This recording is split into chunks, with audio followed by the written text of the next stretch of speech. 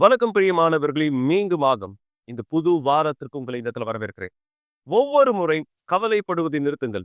இந்த நிகழ்ச்சியின் மூலமாய் உங்களை நான் சந்திக்கும் பொழுது தேவன் உங்கள் ஒவ்வொருவருக்கும் குறிப்பிட சொல்ல விரும்புகிற வார்த்தையை நான் தெளிவுபடுத்துகிறேன்.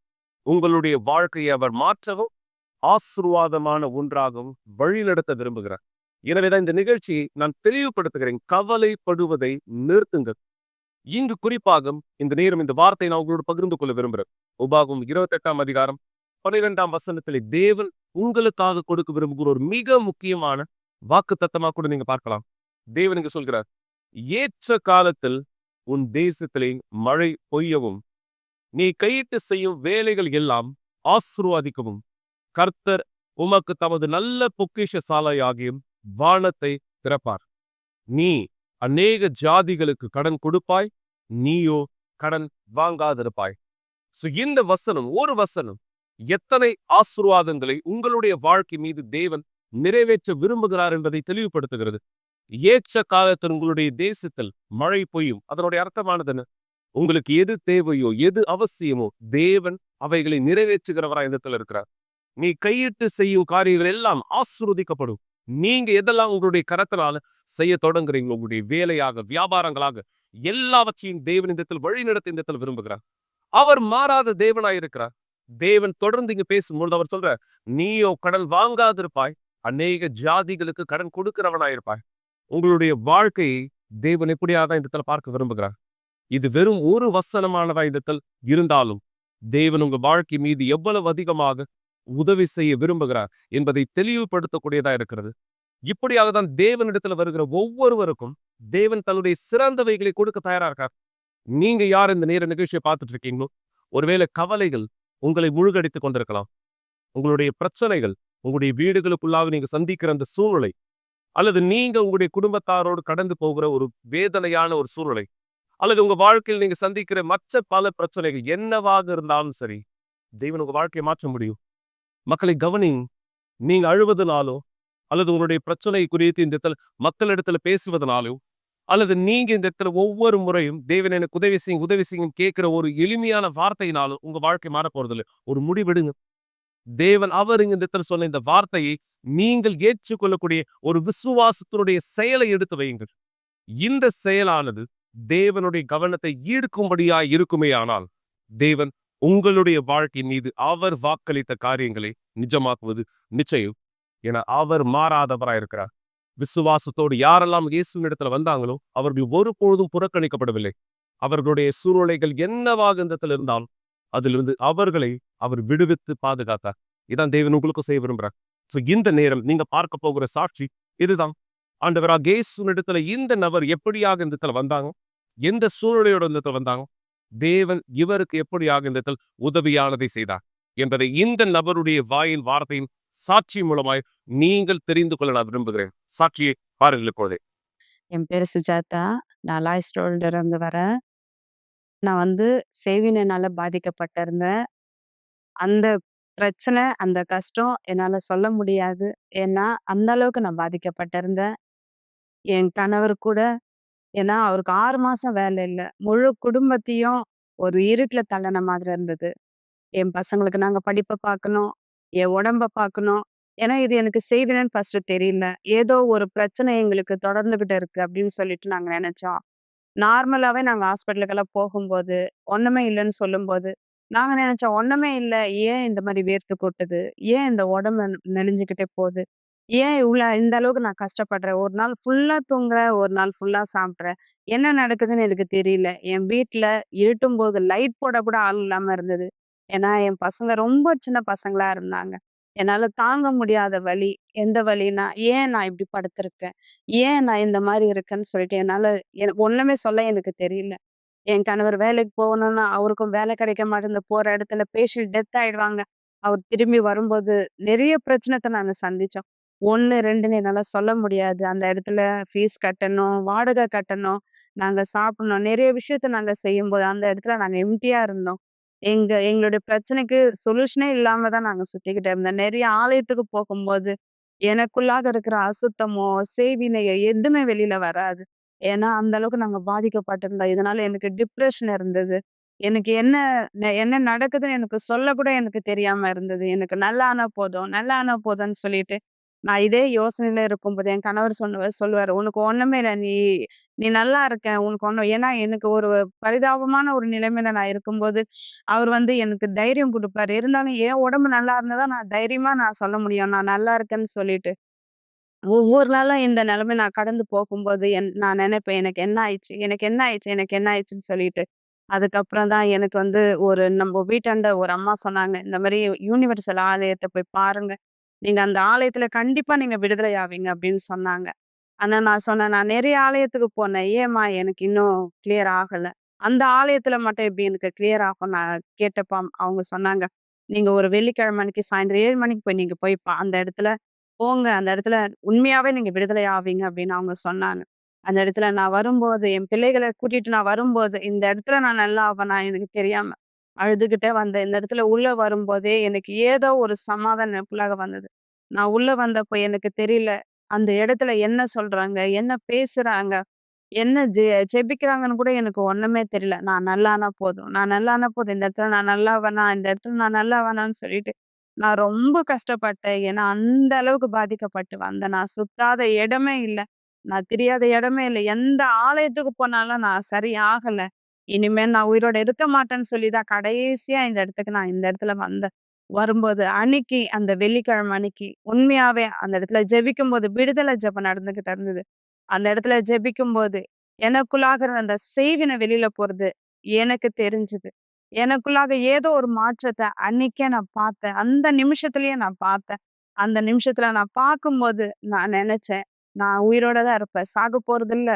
ஏன்னா நான் நெனைக்கும் போதெல்லாம் என் பசங்கள அனாதையா நான் விட்டு சாகப் போறேன் அப்படின்னு நெனச்சேன். அந்த இடத்துல நான் வரும்போது, அந்த மரணம் என்ன வந்து இனிமே நெருங்காதுன்னு சொல்லிட்டு, உண்மையாவே இந்த இடத்துல எனக்கு விடுதலை கிடைச்சது.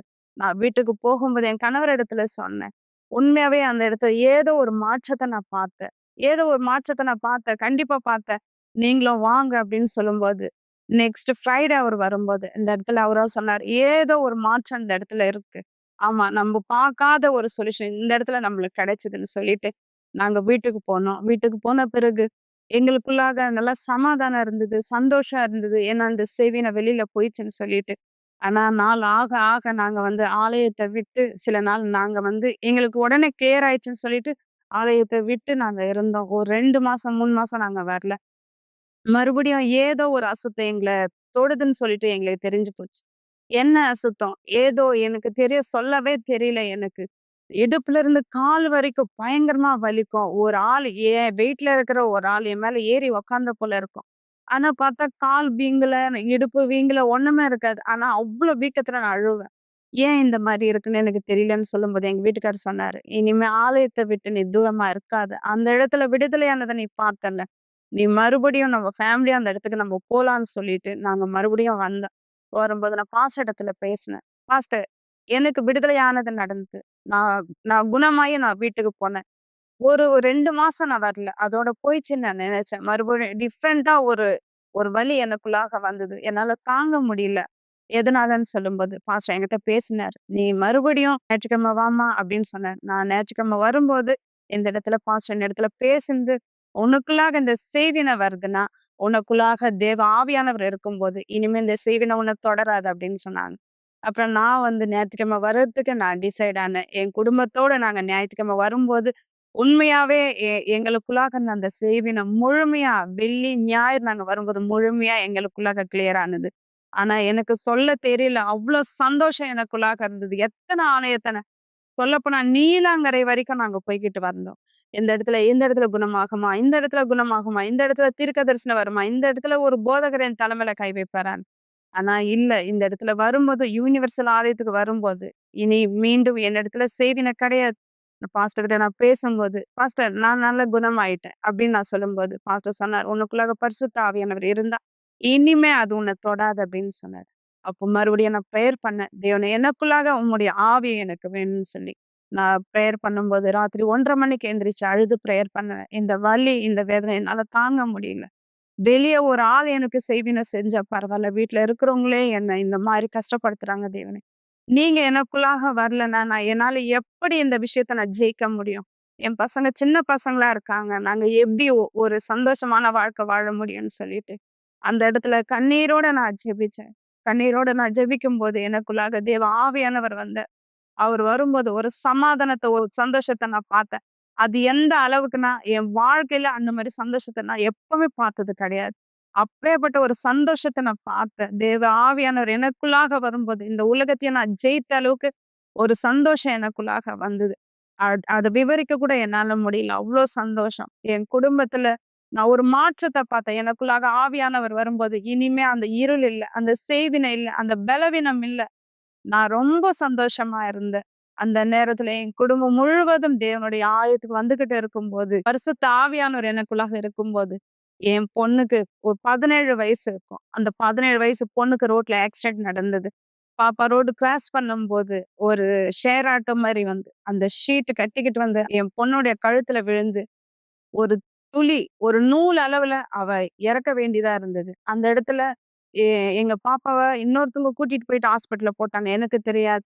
நான் அந்த இடத்துல வீட்ல இருந்த ஒருத்தவங்க வந்து எனக்கு சொன்னாங்க, "உங்க பாப்பாக்கு ஆக்சிடென்ட் ஆயிடுச்சுன்னு" சொன்னதும் என் பையன் ஓடி பார்த்தப்போ, அவன் ரொம்ப அழுதுட்டான். ஃபுல்லா பிளட்டு, ஃபுல்லா சுடிதார் ஃபுல்லாவே பிளட்டா இருந்தது. என் வீட்டுக்கு என் பையன் வந்து, "அம்மா வாம்மா, பாப்பாவ ஹாஸ்பிட்டல்ல சேர்த்துருக்காங்க. வா வான்னு" சொல்லும்போது, நான் "என்ன ஆயிடுச்சு?" அப்படின்னு கேட்டேன். அவனுக்கு சொல்ல வரல. ஏன்னா ஃபர்ஸ்ட் டைம் எங்க வீட்லயே அந்த மாரி ஆக்சிடென்ட் ஆன ஒரு விஷயம். அந்த இடத்துல என் என் பையன் சொல்லும்போது நான் கேட்டேன், "அவ உயிரோட இருக்காளா? அவ உயிரோட இருக்காளா?" அது மட்டும் சொல்லுனா, அவனுக்கு அது கூட வாய் வரல. நான் போகும்போது, வண்டியில ஏறி நான் போகும்போது, தேவனிடத்துல ஒரே ஒரு விஷயத்த கேட்டேன். "தேவனே, நீங்க எனக்கு அநியாயத்த செய்ய மாட்டீங்க. நீங்க எனக்கு ஒருபோதும் அநியாயத்த செய்ய மாட்டீங்க. எனக்கு துரோகத்த செய்ய மாட்டீங்க. நான் நம்புறேன் என் பொண்ணு உயிரோட இருக்குன்னு சொல்லிட்டு." அப்படின்னு சொல்லி நான் உள்ள போகும்போது, என் பொண்ண நான் அப்படியே எட்டி பார்த்துக்கிட்டு போனேன். "என் பொண்ணு இருக்காளா?" அப்படின்னு சொல்லிட்டு. நான் போகும்போது என் பொண்ணு நர்ஸ் கூட பேசிட்டு இருந்தா. "ஆண்டி எனக்கு வலிக்குது" அப்படின்னு சொல்லிட்டு. பார்த்தா கன்னத்துல ஃபுல்லா இந்த இடத்துல இருந்து அப்படியே ஃபுல்லாவே கட் ஆயிருந்தது. எனக்கு என்ன சொல்லணும்னு தெரியல. இந்த இடத்துல இந்த இடமும் அப்படியே ஓப்பன் ஆயிருந்தது. 17 வயசு ஒரு பாப்பா. நான் என்ன பண்ண முடியும்? உடனே நான் வந்து அழல. என் பாப்பா கிட்ட போயிட்டு நான் பார்த்துதான், "நீ உயிரோட இருக்கிறியா?" எனக்கு அது போதும். நான் என் பாப்பா கிட்ட சொன்ன ஒரே வார்த்தை என்ன தெரியுமா? "அம்மா, நீ இன்னும் தேவன் இடத்துல கிட்ட வரலன்னா, ஒருவேள இது ஒரு சமயமா இருக்கும். ஒருவேள தேவன் இந்த வாய்ப்ப குடுத்திருக்காரு. நூலிழவுல நீ இறக்க வேண்டியது உன்ன காப்பாத்தி இருக்காருன்னா, நீ தேவன்கிட்ட இன்னும் கிட்ட வாம்மா" அப்படின்னு நான் சொன்னேன். அந்த இடத்துல நான் அழுவல. என் பையன் தான் அழுதுகிட்டு இருந்தான். நான் அழாம அவள அப்படியே பார்த்துட்டு நான் சொன்னேன், "நீ உயிரோட இருக்கிற எனக்கு அது போதும்னு" சொல்லிட்டு, அந்த பாப்பா உடனே தூக்கிட்டு ஒரு பெரிய ஹாஸ்பிட்டலுக்கு கூட்டிட்டு போனேன். உடனே அந்த இடத்துல "பணத்த கட்டுங்க. பிளாஸ்டிக் சர்ஜரி பண்றேன்" அப்படின்னாங்க. நாங்க உடனே பணத்த கட்டுனோம். ஆனா அந்த இடத்துல டாக்டர் வந்து நாங்க அந்த ஃபோட்டோ அனுப்புனப்போ, "இது சின்ன காயம்னு" சொன்னாரு. ஆனா அது சின்ன காயம் கிடையாது. டாக்டர் கிட்ட வந்து பார்த்தப்ப சொன்னாரு, "அது ஸ்ட்ரைட்டா அது வந்து கட் ஆகலம்மா. இது ஒரு ஷேப்பாவே கட் ஆயிருக்கு. அங்கங்க துளி துளியா கட் ஆயிருக்கு. இது என்னால செய்ய முடியாது. மூக்கு சைடா வரும், வாய் சைடா வரும். உங்களால இந்த பாப்பாவ இதே ஃபேஸ் மறுபடியும் பார்க்க முடியாது" அப்படின்னாங்க. அதுக்கு அந்த இடத்துல நான் உட்கார்ந்து தேவன் இடத்துல நான் பிரேயர் பண்ணேன். என்னன்னா, "தேவனே, நீங்க சொன்னீங்க, என்னுடைய ராஜ்யத்தையும், என்னுடைய நீதியும் நீங்க தேடுங்க. மத்த எல்லாமே நான் உங்களுக்கு குடுப்பேன்னு சொன்னீங்களே. நான் இந்த இடத்துல உங்க ராஜ்யத்தையும், உங்க நீதியும் எனக்குள்ளாக இருக்கிறீங்க. என் பொண்ணுக்கு இந்த இடத்துல நியாயத்த நடக்கணும். நீதிய செய்யுங்க" அப்படின்னு நான் கேட்டேன். உண்மையாவே நான் கேட்டது அந்த இடத்துல என்ன தெரியுமா? "தேவனே, உம்முடைய தூதர்கள இந்த இடத்துல இறக்குங்க." ஒரு ஸ்கின் ஸ்பெஷலிஸ்ட் சொன்னாரு, என்னால முடியாதுன்னு. ஆனா, உங்களால எல்லாமே முடியும். உங்களால ஆகாதது ஒண்ணுமே இல்ல அப்படின்னு நான் சொல்லி, தேவனிடத்துல அந்த இடத்துல நான் பிரேயர் பண்ணேன். ஆப்பரேஷன் தியேட்டர் கூட்டிட்டு போனாங்க. அந்த இடத்துல நான் உட்கார்ந்து பிரேயர் பண்ணேன். தேவனே, இந்த இடத்துல எனக்கு நீதி செய்யுங்க. என் பொண்ணு பேச வச்சு நான் நெறைய இடத்துல நான் வந்து சாட்சியா நான் பேசணும். அப்படின்னு நான் சொல்லி தேவன்கிட்ட கேட்டேன். அந்த இடத்துல என் பாப்பா வரும்போது, அந்த டாக்டர் சொன்னது, "20 நிமிஷத்துல நான் கூட்டிட்டு வரேன்" அப்படின்னு சொன்னாங்க. தையல் தான் எல்லாத்தையும் இழுத்து வச்சு முகத்த தையல் போடணும் அப்படின்னாங்க. ஆனா, அந்த இடத்துல நான் தையல பார்க்கல. 1 1/2 மணி நேரத்துக்கு அப்புறம் 8 பேர் அந்த இடத்துல சர்ஜரி பண்ணியிருக்காங்க. என் பாப்பா வெளியில வரும்போது நான் பார்த்தேன். மூக்கு இருக்கிற விதமாவே இருக்கு. வாய் இருக்கிற விதமாவே இருக்கு. எனக்கு அந்த என் பாப்பாவ பார்த்த உடனே என் குடும்பத்தார்கிட்ட நான் சொன்னேன். "நீங்க எல்லாருமே போய் சாப்பிடுங்க. என் பொண்ணு நல்லா இருக்கா" அப்படின்னு. ஏன்னா என் குடும்பத்துல எல்லாருமே அந்த இடத்துல அழுதுகிட்டு இருந்தாங்க. நான் சொன்னேன், "என் பொண்ணு நல்லா இருக்கு. நீங்க போங்க. நீங்க போய் சாப்பிடுங்க. நான் ரொம்ப சந்தோஷமா இருக்கேன். என் தேவன் எனக்கு அநியாயத்த பண்ணல" அப்படின்னு சொல்லிட்டு. நான் உடனே நான் அவர்கிட்ட சொல்லும்போது, என் கணவர்கிட்ட நான் சொன்னேன். "என் தேவன் நீதி செய்றார். என் பாப்பாவ நீ பாரு" அப்படின்னு நான் சொன்னேன். என் பாப்பாவ பார்த்துட்டு அவளுக்கு சொன்னேன். "இனிமே தேவன் கிட்ட வா, தூரம் போகாத. ஏன்னா நாங்க கிட்ட வரும்போது அவருடைய ஆவியானவர் எங்களுக்குள்ளாக வரும்போது நாங்க எவ்வளவு சந்தோஷமா இருக்கோம். இன்னைக்கு நீ இறக்க வேண்டிய நிலைமை. ஆனா உன்னை உயிரோட குடுத்திருக்காங்க. அதனால நீ இனிமே தேவனை விட்டு விலகி போகாதம்மா" அப்படின்னு சொன்னேன். ஆனா இன்னைக்கு என் பொண்ணு இந்த இடத்துல யுனிவர்சல் ஆலயத்துல ஒரு ஊழியக்காரியா இருக்கா. என் பையன் ஊழியம் செய்றான். நானும் ஊழியம் செய்றேன். என் முழு குடும்பமே சந்தோஷமா இருக்கு. இந்த இடத்துல எவ்வளவு சந்தோஷம்னு என்னால சொல்ல முடியாது. நாங்க அநேக பேருக்கு நாங்க ஹெல்ப் பண்றோம். ஏன்னா எங்க சாட்சி ஒரு சிறிய சாட்சி கிடையாது. ஏன்னா வெளியில நெறைய பேர் செய்வின பிரச்சனையில கஷ்டப்படுறாங்க. எவ்வளவோ அவங்க கட்டுல விழுந்திருக்காங்க. அவங்களுக்கு சொல்ல தெரியல என்ன ஆகுதுன்னு என்ன மாதிரியே. ஆனா இன்னைக்கு அவங்களுக்கு போய் ஜெபிக்கிறதுக்கும், ஆலயத்துக்கு கூட்டிட்டு வந்து அவங்கள விடுதலை ஆக்குறதுக்கும் தேவன் எங்கள பயன்படுத்துற தேவனுக்கு மகிமை. மிக சரியாக ஆண்டவராக இயேசு வாக்களித்த காரியங்கள் இவருடைய வாழ்க்கை மீது நிஜமாக்கப்படுவதற்கான வழி உண்டாக்கப்பட்டது. எந்த காரணத்தினாலே? இவர் தேவனிடத்திற்கு வந்து தேவனுக்கு அனுமதி கொடுத்ததனாலும் இவருடைய வாழ்க்கையின் ஒவ்வொரு சூழலிலும் தேவன் மாற்றத்தை கொடுத்தார். இன்று குடும்பம் ஆசீர்வாதமானதா இருக்கு. இவர்களுடைய பொருளாதார வாழ்க்கை ஆசீர்வாதமானதா இருக்கும். இவருடைய பிள்ளைகள் இன்று ஆசீர்வாதமானவரா இருக்காங்க. இவருடைய திருமணம் இன்று எல்லா பக்கங்களிலும் தேவனுடைய வழிநடத்துதலோடு ஆசீர்வாதங்களை நோக்கி தொடர்ந்து முன்னோக்கி செல்கிறவரா இருக்கிறாங்க. எனவேதான் நீங்கள் இப்பொழுதை தெரிந்து கொள்ளும்படி வருகின்ற ஞாயிற்றுக்கிழமை உங்களுடைய வாழ்க்கை வண்ணமயமானதா இடத்தில் மாறும்படி ஒரு மிக சிறப்பான கூட்டத்திலே நாம் ஒன்றிணைய போகிறோம். ஞாயிற்றுக்கிழமை காலை 9:30 மணி கூட்டத்திலே நீங்க யார் மன அழுத்தம் உடையவரா இருக்கீங்க, அல்லது நீங்க உங்களுடைய குடும்பத்திற்குள்ள இப்படியாக மன அழுத்தத்தினாலே பாதிக்கப்பட்ட ஒருவர் நீங்க பார்க்கிறீங்க. இந்த நபர் எப்படி தன்னுடைய சூழலை இந்த இடத்துல ஜெயித்தாரோ தேவன் அதே போல் உங்களுக்கு உதவி செய்ய விரும்புகிறார். எனவே ஸ்கிரீன்ல பார்க்கிற இந்த தொலைபேசி எண்களில் எங்களை தொடர்பு கொள்ளுங்கள். உங்களுடைய மன அழுத்தத்திற்கு தீர்வானது உண்டு. என மன அழுத்தம் ஒரு வியாதி அல்ல. மன அழுத்தம் ஒரு ஆவிக்குரிய பிரச்சனை. ஆவிக்குரிய பிரச்சனையை சரி செய்ய சர்வ வல்லமையான தேவன் இன்றும் வல்லமையுள்ளவராய் இருக்கிறார். அவர் உங்களுடைய வாழ்க்கையை மாற்ற முடியும். நீங்க சாட்சியில பார்த்த இந்த நபருடைய வாழ்க்கையை தேவனால் மாற்ற முடிந்ததானா அது உங்களுக்கும் தேவன் செய்ய தயாரா இருக்கா? விசுவாசத்தை நீங்க வெளிப்படுத்த தயாரா இருக்கீங்களா? எனவே நீங்கள் ஆலயத்தினுடைய முகவரை தெரிந்து கொள்ள அல்லது உங்களுக்கு ஜபமானது செய்யும்படி விண்ணப்பங்களை பகிர்ந்து கொள்ள தொலைபேசி எண்களிலோ அல்லது வாட்ஸ்அப் மூலமாகவோ எங்களை நீங்கள் தொடர்பு கொள்ளலாம். தேவனுடைய ஜனம் உங்களுடைய வாழ்க்கையை நீங்கள் மாற்றிக்கொள்ள அவருக்கு இடமான விதத்தில் கொடுங்க. என தேவன் மாறாத தேவனா இருக்கிறார். மேலும் நாளை தினம் கூட நம்முடைய ஆலயத்தில் ஒரு மிக சிறப்பாக குணமாக்கலுக்காய் ஆரோக்கியத்திற்கான நாளாய் தேவனுடைய பலனை நீங்கள் பெற்றுக்கொள்ளும்படி உங்களுக்காக இந்த விசுவாசம் ஜபத்தை செய்ய போகிறோம். இது என்னன்றதை நான் சொல்றதுக்கு முன்பாக இந்த சாட்சியை பாருங்க. இந்த நபர் எப்படி தேவனுடைய ஆரோக்கியத்தை தனக்குள்ளாக பெற்றுக்கொண்டார், இவருடைய சரீரம் எப்படியாக பலப்படுத்தப்பட்டது. இந்த சாட்சி பிற்பாடு இணைந்திருக்கலாம்.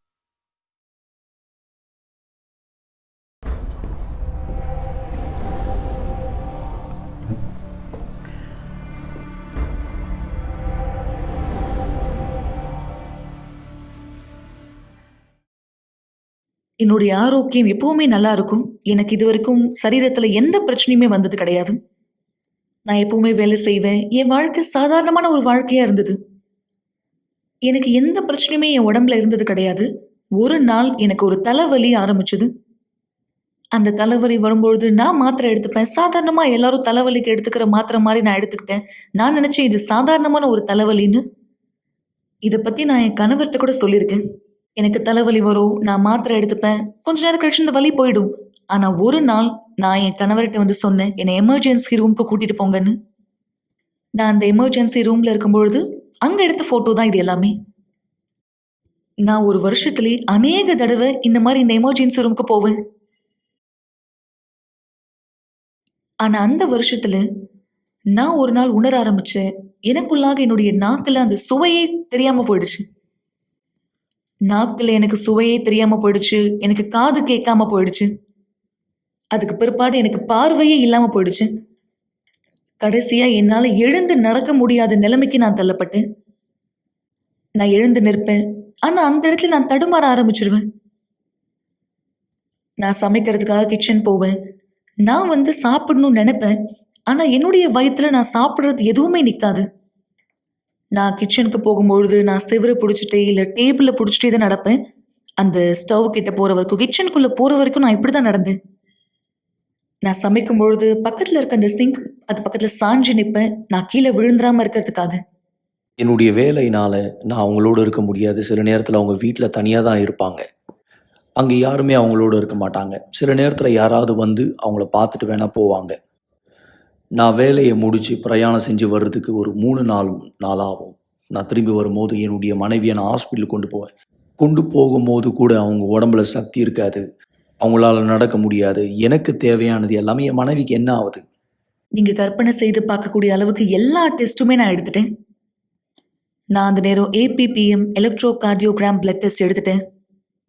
எல்லா விதமான டெஸ்ட்டும் எடுத்தேன். ஹெச்ஐவி டெஸ்ட் கூட எடுத்தேன். எனக்குள்ள என்ன தப்பு நடக்குதுன்னு பார்க்கறதுக்காக. ஆனா எதையுமே என்னால கண்டுபிடிக்க முடியல. ஒரு நாள் டாக்டர் சொல்லியிருந்தார், எம்ஆர்ஐ ஸ்கேன் உங்களுக்கு எடுக்கணும் அப்படின்னு. என் முதுகுல நிறைய வலி எனக்கு ஏற்பட்டது. நான் நினைச்சேன் இது சாதாரணமான ஒரு முதுகு வலிதான்னு.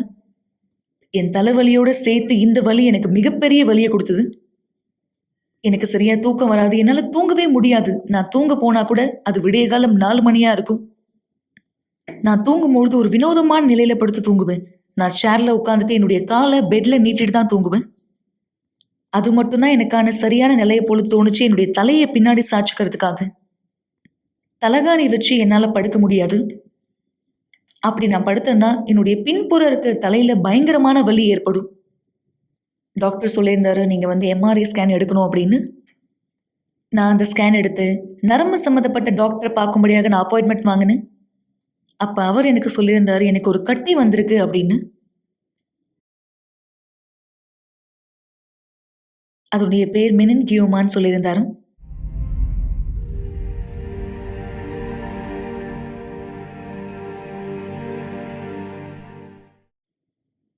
நான் எப்பவுமே விசுவாசத்துல இருக்க ஒரு பெண்ணா இருந்தேன். நான் ஒருபொழுதும் என்னுடைய விசுவாசத்தை கைவிடல. ஆண்டவராகிய இயேசுவை என் வாழ்க்கையில சந்தித்ததுல இருந்து அவர்தான் என் வாழ்க்கையில முதல் நபரும் மற்றும் முக்கியமான நபரா மாறினார். எப்ப டாக்டர் வந்து என்கிட்ட சொன்னாரோ நான் அந்த டெஸ்ட் எடுக்கணும், அந்த டெஸ்டினுடைய ரிசல்ட்டா எனக்கு கட்டி இருக்குன்னு தெரிய வரும்பொழுது அவங்க என்கிட்ட சொல்லியிருந்தாங்க, நீங்க ஆபரேஷன் பண்ணா கூட உங்களுக்கு 5% மட்டும்தான் வாய்ப்பு இருக்கு நீங்க உயிர் பழைக்கன்னு.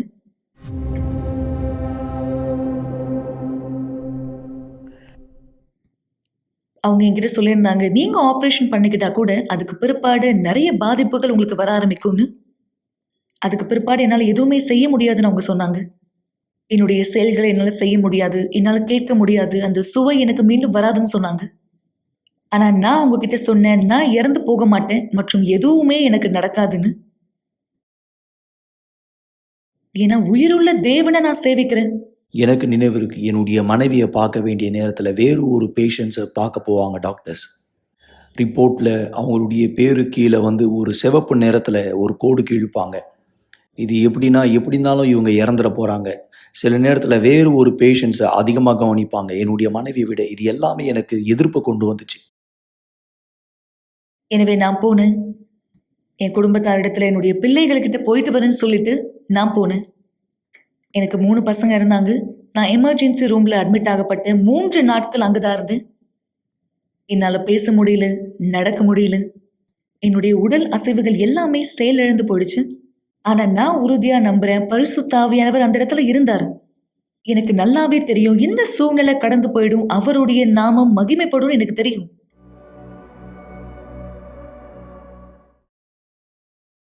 நான் உடம்பு சரியில்லாம இருந்த அந்த நேரம் பிசாசு எப்பவுமே யோசனையை கொண்டு வருவான், உன்னால இதை ஜெயித்து வரவே முடியாதுன்னு. எல்லா நேரமுமே தோல்விகரமான எண்ணம், நான் சீக்கிரமா சாக போறேன்னு. ஆனா நான் எப்பவுமே அந்த மாதிரி அசுத்தமான யோசனை வரும்போது எதிர்த்து நிற்கிற ஒரு பெண்ணா இருந்து நான் அந்த யோசனையை எதிர்த்து சொல்லுவேன், இல்ல நான் உண்மையாகவே உயிர் வாழ்வேன்னு. தேவனுடைய நாமத்தை நான் என் வாழ்க்கையில மகிமைப்படுத்துவேன். பரிசுத்த ஆவியானவர் எனக்குள்ள இருப்பாருன்னு நான் சொன்னேன். எனக்குள்ளாக பரிசுத்த ஆவியானவர் இருந்தா நான் ஏன் இந்த சூழ்நிலையை ஏற்றுக்கொள்ளணும்? 3 நாளுக்கு பிற்பாடு நான் ரெட் ஜோன் எமர்ஜென்சி ரூம்ல அட்மிட் ஆயிருந்தேன். டாக்டர் வந்தாரு. அவர் சொன்னாரு, இப்ப எனக்கு அவரை சிகிச்சை செய்ய போறாருன்னு.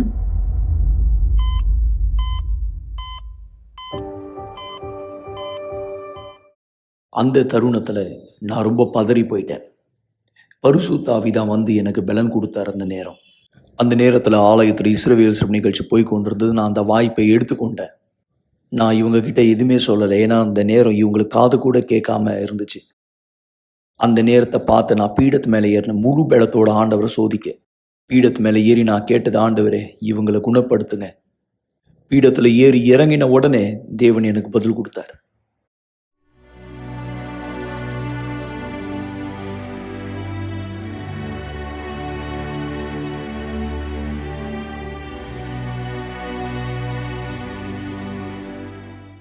அதுக்கு பிற்பாடு டாக்டர் வந்து ஐசியூக்குள்ள போனாரு. அங்க இருக்க பேஷண்ட்லாம் எப்படி இருக்காங்கன்னு பார்க்கறதுக்காக அவர் அங்க என்ன பார்த்தார். அவர் சொன்னாரு, இன்னும் சில டெஸ்ட் எடுக்க வேண்டியது இருக்கு. உங்களால அசைய முடியுதா அல்லது நீங்க குணமாகறீங்களான்னு பார்க்கணும்னு சொல்லியிருந்தாரு. அவருடைய விரல்களை அசைச்சு என்ன கேட்டாரு, உங்களால பார்க்க முடியுதா என்னுடைய கை எங்க இருக்குன்னு. நான் அதை பின்தொடர்ந்து அவரை பார்த்துட்டே இருந்தேன். அவரை ஆச்சரியப்பட வச்சது என்னன்னா,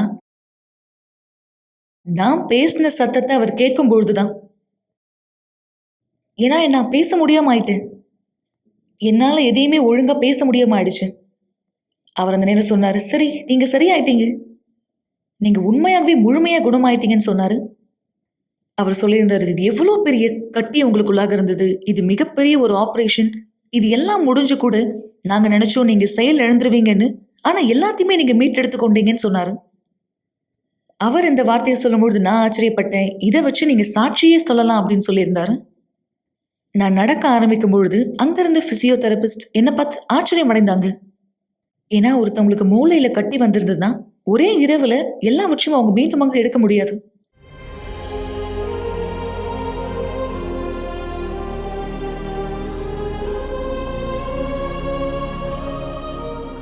இன்னைக்கு நான் முழுமையா குணமாயிட்டேன். நான் இப்போ வித்தியாசமான வாழ்க்கையை வாழ்றேன். முன்னாடி என்னால எதுவுமே செய்ய முடியாதுன்னு ஆயிடுச்சு. நான் இன்னைக்கு முழுமையா குணமாக்கப்பட்டிருக்கு. நான் எதெல்லாம் இழந்து போடணும், என்னென்ன செயல்கள் என் உடம்புல இழந்து போடணும், எல்லாவற்றையும் நான் திரும்ப பெற்றுக்கொண்டேன்.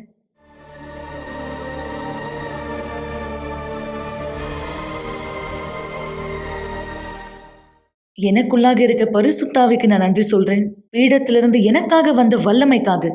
இன்னைக்கு எனக்கு ஆரோக்கியம் இருக்கு, மற்றவர்களை காப்பாற்றுவதற்காக. எனவே மக்களே, தேவன் மாறாத தேவன்.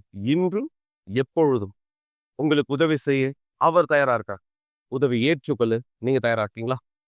இந்த 2 சாட்சிகள் நீங்க இந்த இடத்துல பார்த்தீங்க. இயேசுவின் இடத்துக்கு வந்த பொழுது இவங்க இந்த இடத்துல கைவிடப்படல, இவங்க புறக்கணிக்கப்படல. மாறாக இயேசு தன்னை யார் என்று இவர்களுக்கு காண்பித்தார். குணமாக்கலாய், விடுதலையாய், ஆசீர்வாதமாய். தேவன் அதை உங்களுக்கு செய்ய விரும்புகிறார். எனவே நாளை தினம் கூட ஆரோக்கியத்தின் நாளில் நீங்க எங்களோட இணை விரும்புறீங்களா? வரவேற்கப்படுகிறீர்கள் மக்களே. எனவே இந்த நேரம் விசுவாசத்தில் தேவன் உங்களை தயார்படுத்தும்படி இந்த ஜெபத்தை நாம் சேர்ந்து செய்யலாம். தேவனுடைய பலன் உங்களுக்குள்ளாக நுழையும்படியாக இது ஜெபத்திற்கான நேரம். ஒருவரும் உங்களுக்கு வெளிச்சத்தின் நாளை கொடுக்காவிட்டாலும், உங்களுடைய சத்தத்தை கேட்பதே பாரமாக தோன்றினாலும், உங்களுக்கு தேவையான பலத்தையும் நம்பிக்கையும் பெறுவதற்கான ஒரே வழி ஜெபம். தயவு செய்து உங்களுடைய கண்களை மூடியிருங்கள். இது ஜெபத்தின் நேரமா இருக்கிறது. நேற்றும் இன்றும் என்றும் மாறாத இந்த சர்வ வல்லமையான தேவனே, இதோ இந்த மக்கள் வெறும் சாட்சிகளை பார்ப்பதற்காக மட்டும் காண்பிக்கப்படவில்லை. இந்த நபர்கள் எப்படியாய் பதில்களை பெற்றார்களோ, யார் சாட்சியை என்று பார்க்கிறார்களோ, இவர்களும் அதே போன்ற பதில்களை, ஏன் இன்னும் விசேஷித்த பதில்களை தன் விசுவாசத்தின் மூலம் பெற்றுக்கொள்ள முடியும். எனவே தேவனை ஆண்டவராகிய இயேசு மன அழுத்தத்திலே சிக்குண்டவர்களாய், வியாதிகளால் இந்த கட்டப்பட்டவர்களாய், எதெல்லாம் இவர்களுடைய வாழ்க்கை, இவருடைய வழிகளை அழித்துக் கொண்டிருக்கிறதோ, எல்லா அசுத்த வேலையில் இவர்களை விடுதலையாக்கும் என் தேவனே.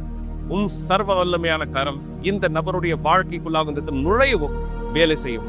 என் தேவனை ஆண்டவராகிய இயேசுவே, இதோ இந்த நேரம் யார் பாரத்தை சுமந்து கொண்டிருக்கிறார்களோ, இந்த பாரங்கள் இவர்களுக்குள்ளாக இருந்து நீங்கட்டும்.